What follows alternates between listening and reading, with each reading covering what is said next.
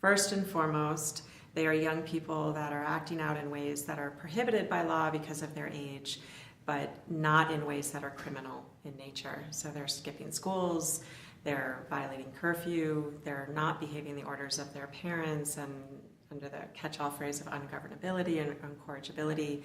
And they need attention, and oftentimes these are behaviors that are worrisome, rightly so, on the parts of adults, but they do not need justice system involvement.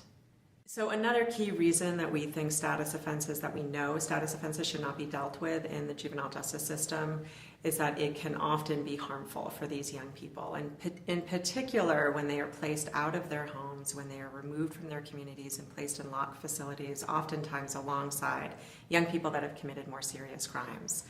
They learn behaviors in there that they should not be learning, and they often leave with problems that have been exacerbated during their time spent in incarceration. We also know, perhaps more importantly, that even court involvement can be problematic based on what the research says. So not just the incarceration. We know from a large body of research in terms of low-level delinquency offenses, that when those offenses are brought to court and when young people and their families are drawn into the juvenile justice system for low-level delinquency offenses, oftentimes rates of reoffending, known as recidivism, spike, they increase, and the problems are exacerbated. If that is the case for low-level criminal offenses, it, without a doubt, is true for young people who are acting out, but not in a criminal nature. Well, we at the Vera Institute of Justice are thrilled that the Coalition for Juvenile Justice has put out the national standards for status offenses. We think that it is a huge step in the field.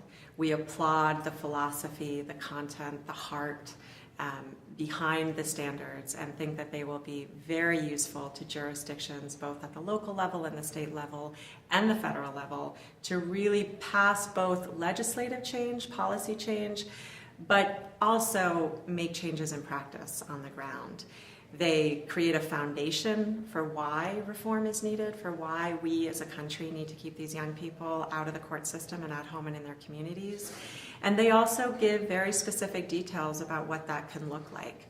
The need to use assessments, the need to triage cases, the need to not over-treat cases if they don't need that, the need to be respectful of diversity and the needs and challenges that these young people bring, and the need for us as adults to be respectful of the fact that these are young people who are still developing and need to be given second chances.